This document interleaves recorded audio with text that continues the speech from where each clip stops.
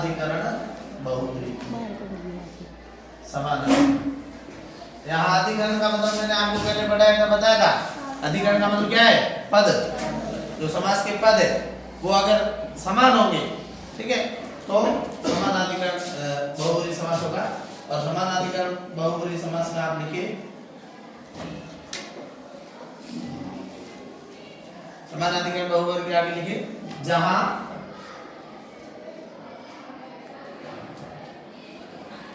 सभी पदों में समान विभक्ति हो। जहां सभी पदों में समान विभक्ति हो। अब सभी पद कौन से हैं? यहाँ दो या दो से अधिक पद। समास में पढ़ रहे हैं दो या दो से अधिक पद, तो दो या दो से अधिक पद को हमने सभी पद बोला। तो जहां सभी पदों में समान विभक्ति हो वहां कौन सा है? समानाधिकरण बहुब्री। उदाहरण लिखिए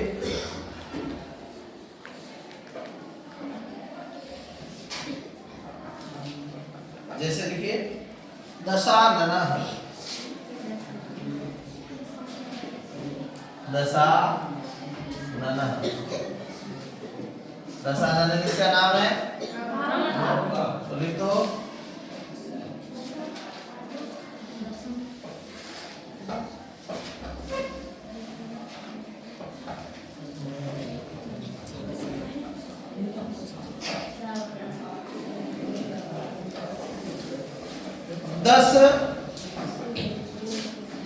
दस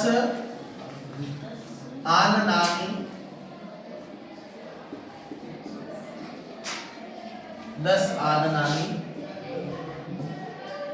यस्य सः। 10 आननानि यस्य सः। 10 सिर है जिसके वह। तो ये 10 में भी प्रथमा विभक्ति है और आननाम में भी प्रथमा विभक्ति है, ठीक है। तो दोनों की विभक्तियां समान है, इसलिए ये समानाधिकरण बहुब्री समास है। कोष्टक में लिख देना अर्थात कौन? रावण। ऐसे आपको मैं कह दूं कि चतुराननः। कितने आनन है? हाँ, तो चतुर आननानि यस्य सः। 4 मुख है जिसके वह। अर्थात कौन? ब्रह्मा जी।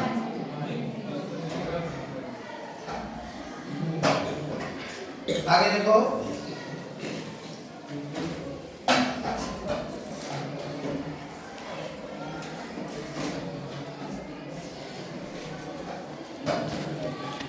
पीतांबरः। पीतांबरः,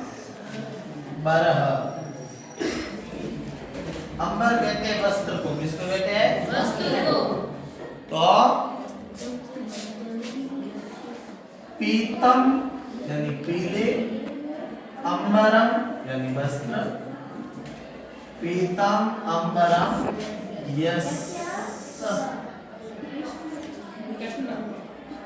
पीले वस्त्र है जिसके अर्थात भगवान कृष्ण।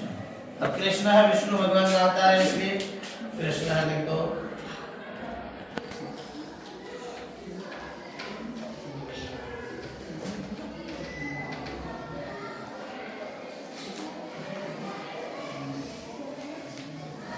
ठीक है। दूसरा इसका भेद है, वो है तुल्य योग। कौन सा योग? तुल्य योग। तुल्य योग इसमें डैश करके लिखना है।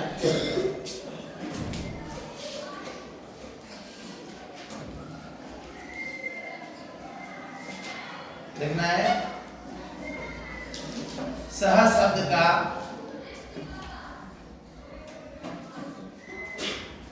सह शब्द का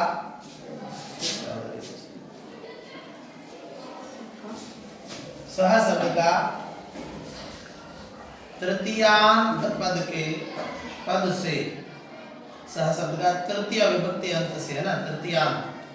सह शब्द का तृतीयांत पद से समास होता है।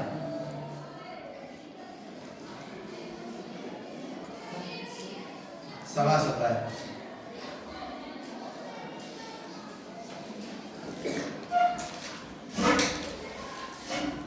जैसे हमने वहां अविर्भाव समास में पढ़ा था, सपरिवार, ठीक है।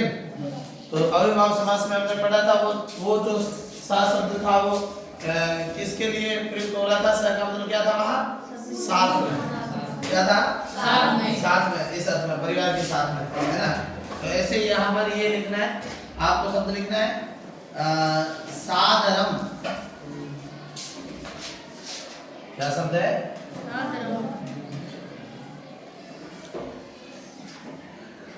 किसके साथ में? हाँ, तो लिख दो आदरेण सहितम। आदरेण सहितम। आदरेण सहितम।